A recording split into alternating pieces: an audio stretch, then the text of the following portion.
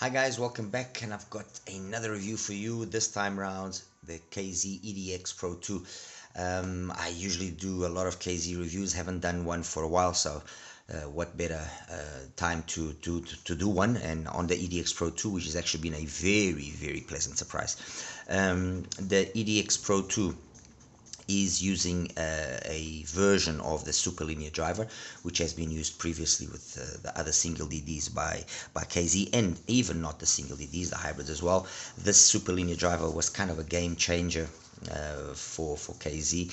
It brought much improvement in the overall ability of the drivers and how they could then be tuned, although KZ has already for the last couple of years been using an electronic method of tuning the drivers besides the more traditional, filters on the nozzles and so on and so forth. So the electronic side of the tuning has helped. Yes, obviously if the shell is plastic or metal does also help change then the tuning and so on and so forth. But anyway, with regards to the EDC Pro, which is here, the Libra, which this is the balanced version. There's also the base version. The Saga, this again is the balanced version. There's also a base version. And then the Zenith, they all have that same driver. I believe that the driver using these three is the Gen 1. On the Zenith is a Gen 2, and with regards to the EDX Pro 2, I'm not sure which gen it will be, although I would probably say it's more the Gen 1 driver.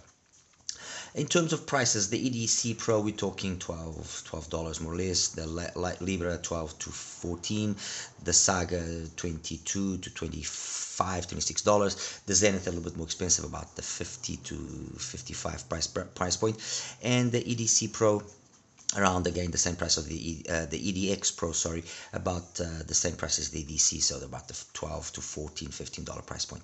So three of these IMs are ultra budget.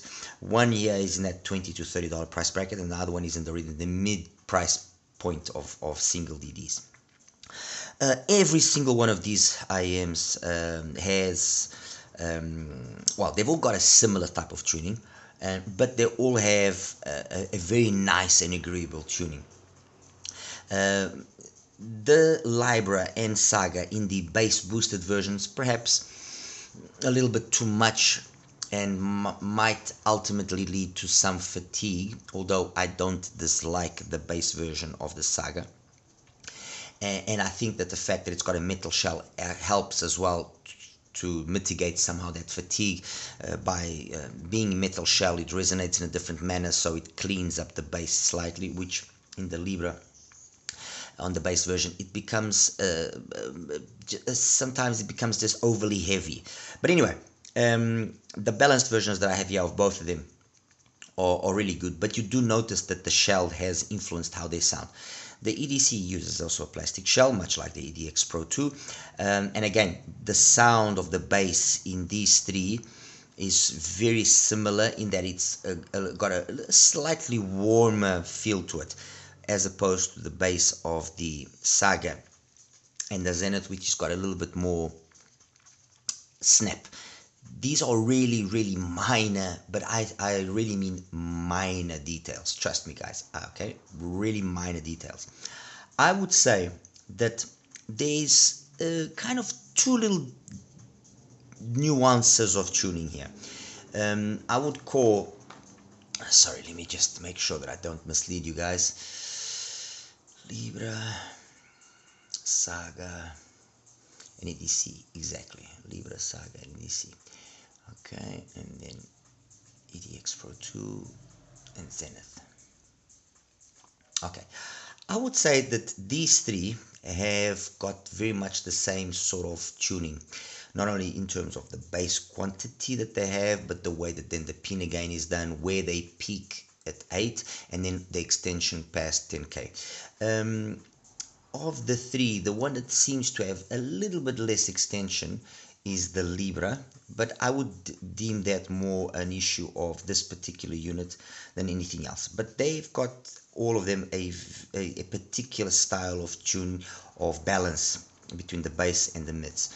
The bass point of 100 hertz always corresponds to more or less the same in terms of the upper mids, which is around 2.5. As for the EDX Pro 2 and the Zenith, they also have a slight nuance of their own tuning. Okay, I'm using the Zenith in the 111 position, which obviously is boosting the bass the most, and I think that's the best way that it sounds. I don't particularly like it with the 0000 switch on. It just makes it overly thin. The Zenith, enough has been said about it. It's an absolute beast of an IM. It plays way above its price point, and one of the I wouldn't say hidden secrets, but definitely one of the most solid single DDs under $100, and perhaps even surpassing some IMs more expensive than that. Its biggest handicap, well, no, not a handicap, its biggest obstacle is probably the fact that it's got that KZ branding, and automatically, because of issues that happened in the past, people hesitate and kind of hold back in buying. But purely on the basis of how it sounds, the Zenith is a beast. The EDX Pro 2, in my humble opinion, is kind of a trimmed down version of the Zenith, in that it sounds very similar to the Zenith. It just doesn't have ultimately the same extension up top, but it's down, in my opinion, it's more down to a product of it being a plastic shell than anything else, as opposed to the metal shell in the Zenith. So the metal shell is helping with the extension up top being as clear and as detailed as it is, as opposed to the shell here of plastic in the EDX Pro. Otherwise, they actually sound surprisingly similar. They sound very similar. When comparing the EDX Pro, compared with the Saga, with the Libra, and with the EDC, I would say, yes, they again sound very similar. You do notice that these three have got somewhat slight more extension up top than the EDX Pro 2. Not a big difference, but they do have a slight more extension up top. In these two, because they are plastic shells, I would say that extension that is there is basically being obtained by a slightly different crossover network than anything else. So the internal crossover that's helping tune the driver is slightly different here. But the interesting thing is, and I can't say, oh, I prefer one to the other, or they're better, or this. No, what I can say is that when I was going through them and I was kind of picking, okay, which one am I going to listen to, and so on and so forth, the ones that ended up being always my choices were the EDC, or more often my choices were the EDC Pro and the EDX Pro 2. These two, for some reason, ended up being the ones that I picked up more often. I'm going to exclude the Zenith from this exercise that I did here, simply because the simply because the Zenith, you can very much pick up on the Zenith very easily. Okay, but between these four, the difference, it's there, but it's not as easily to pick up. And I found myself many times having one IEM in my ear and thinking that it was perhaps another, and then while having another and thinking it was the other, if you get my idea. For some reason, the Libra and the Saga, they were never the ones that I would pick up firstly. I can't really say. With regards to the Saga, I think that after being used to the slightly warmer tonality of these three, I found this one to just be a little bit, I don't know, unpolished, if that is the best word that I can find. Keep in mind this, guys, I'm nitpicking here, okay? The Libra, it's nice, but I don't know. I would listen to whatever particular song I was listening on the Libra. I was listening to it on the Libra. I would take it out, put in the EDX Pro, and I would leave the EDX Pro 2 in my ears. That's the one that would stay. I wouldn't go back to the Libra. So again, there's something here in the way that maybe this metal nozzle is doing some voodoo. I don't know. That it just makes me stick with this more often. As for the EDC Pro, and this is something that I've said already before when I did a mega review of KZs, the EDC Pro is, I don't know if it's the shell or the volume they've placed in front of the driver. There's just something about the EDC Pro that makes it sound really, really good. And I had a hard time between the EDC Pro and the Zenith, to be totally honest. If I have the Zenith in the 0000 position, then it's very easy to pick up between the two of them, and you identify them. If I have it in the all up position on the Zenith, and I've got the EDC Pro and I'm listening to the Zenith and I'm going back and forth, I have to say that the one that ultimately impresses me the most, although the Zenith is superior, the Zenith is slightly more polished, slightly more mature, the one that impresses me because of the price is the EDC Pro. And that's basically the same thing that happens here with the EDX Pro 2. What is the thing that really captivates my attention is how good this IEM sounds and how little it costs. Fair enough, it brings lackluster accessories, lackluster cable, no case. The tips, the KZ start tips actually work quite well, although I've got a set of KB Aero 7s in medium size, but the KZ tips actually do work well. I'm not going to deny they don't. But the EDX Pro 2 really sounds, it's a very easy to listen IEM, just much like the EDC Pro 2 is. EDC Pro, sorry.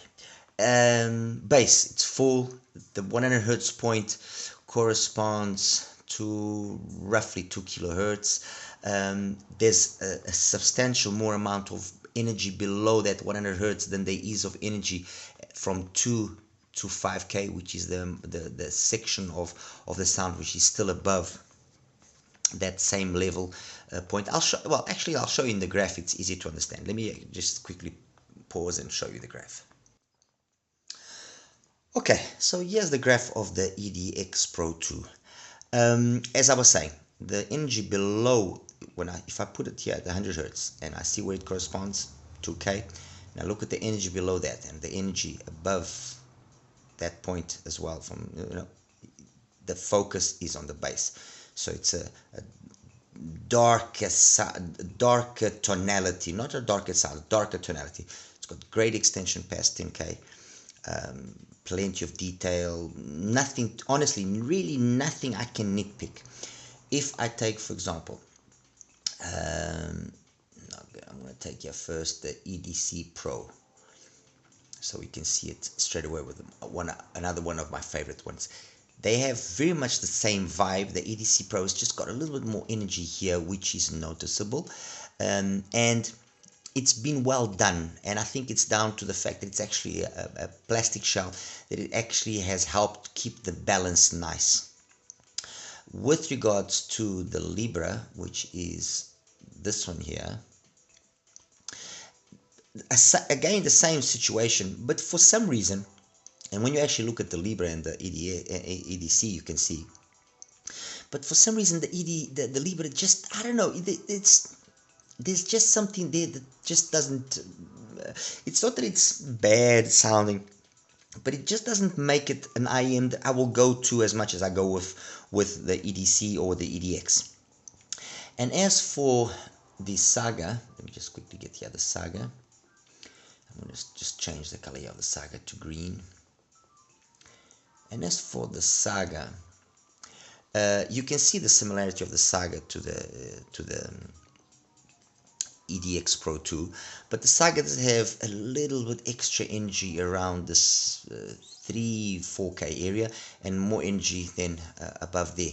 And I don't know if it's the metal shell here that actually has worked slightly against it and just makes the sound a little bit more fatiguing at longer listens. Okay. Finally, compared with the Zenith, you can see what I said earlier about the similarity. The reason that they sound slightly different in the EDC and the Zenith obviously sounds more polished is what I was just mentioning earlier. Look at the amount of energy I have below 100 hertz.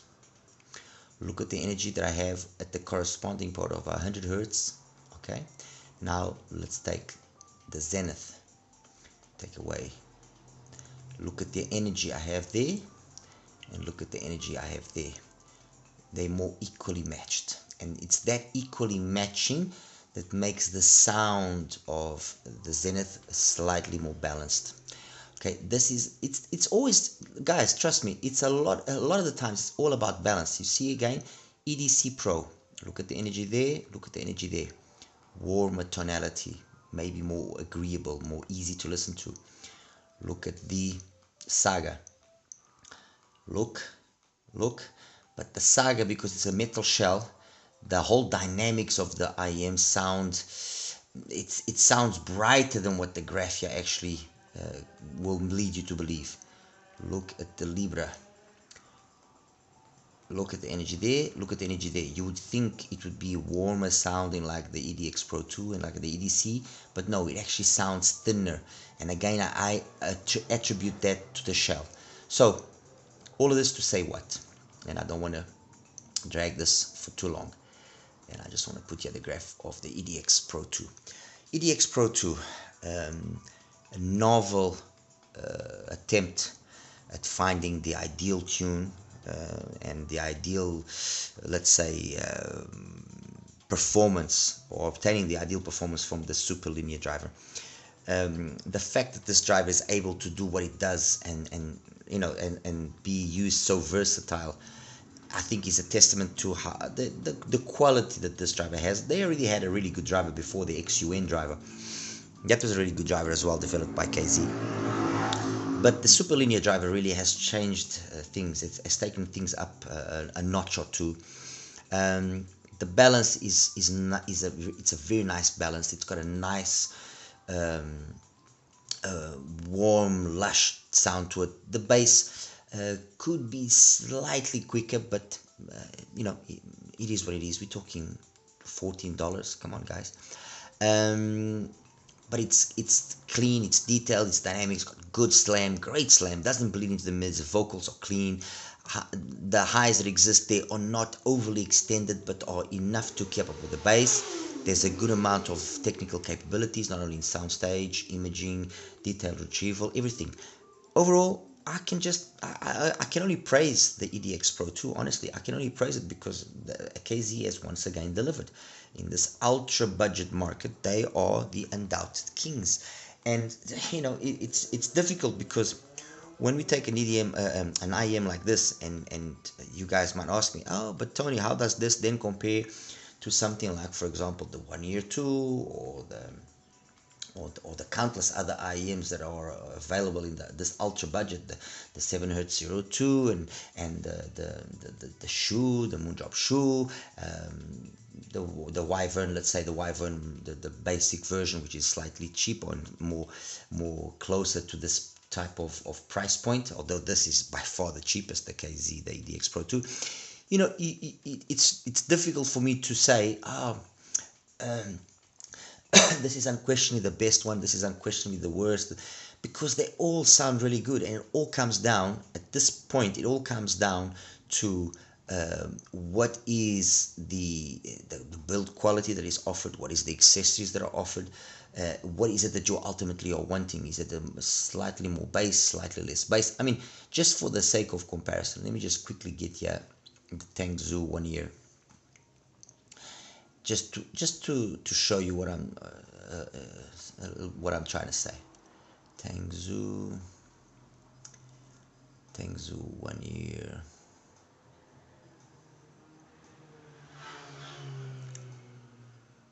The 1-year-2. Okay. Jade. There we go. All right. This is the Tangzhou 1 year Jade compared with the EDX Pro 2. Yes, it's evident that the KZ's got more bass, without question. And yes, it is also evident that in terms of mids performance, the 1 year is the better one. And yes, it's got also more extension up top. And these two factors here are what they are by virtue of the bass being less. Now, the reality is this. You listen to the KZ like I did, And does the KZ sound bad compared to the One Ear? Hell no, it sounds really good. And with a lot of music, even with the music that I like listening to, and I consider music, even with jazz that I was listening to, even though the KZ did sound, let's say, comparatively colored when I was making this comparison, and yes, the you know the Tangzhou is miles ahead in terms of overall construction and built and so on and so forth. The truth is this: if you are, if spending $12 or $14 is something that is stretching it for you, and you cannot afford to spend 25 or 26 or $30 that the Jade Dragon costs, will you be disappointed with the performance and say, oh no, it's not worth it? No, you won't. You will be very happy with the performance of the EDX Pro 2. That is the reality. It is a well-tuned IEM. They've used a good solid driver used in their Zenith model. It's got a lot of the same magic that the Zenith has, apart from maybe not as much clarity and so on and so forth. I mean, just for the sake of comparison, once again, let me just place the Zenith here. Okay, that's the Zenith. That's the Zenith compared to the One Ear to the Jade Dragon version. You would think by looking at the graphs that, okay, they basically sound the same, and that's it. And the truth is, you would be actually quite surprised by how different they sound. You would be surprised. The One Ear sounds, especially up top, sounds cleaner than the KZ, definitely, but the KZ sounds more natural, and you wouldn't think by looking at the graph that that would be what you would come to, that conclusion. At least I don't think you would take that conclusion.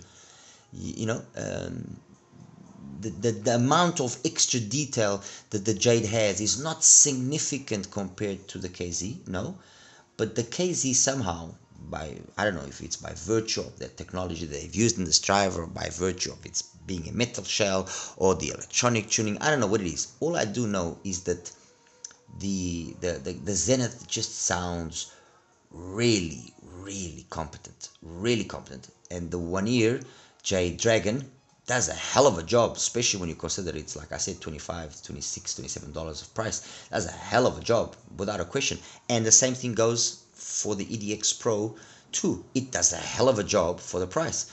So I think maybe with this analogy, you guys are understanding what I'm saying, is that the difference between these three IEMs, although they are at completely different price points, 12, 25, and 50 for the sake of argument, the difference in sound is not as monumental as what the price would make you believe. And when you start equating everything, you have to equate things like I was saying: build quality, what accessories are there, tips, everything. And those things have to play an important role as well, because if you spend $12 on an IEM, but then you're going to be spending another 15 on a cable, and then I don't know how much, then that pushes it into a different price point, that perhaps maybe spending that extra money, but you're already getting all those things, it makes sense. Anyway, I'm going to leave it at that. KZ EDX Pro 2 gets my thumbs up. Guys, any questions, please ask me. Take care now. Bye-bye.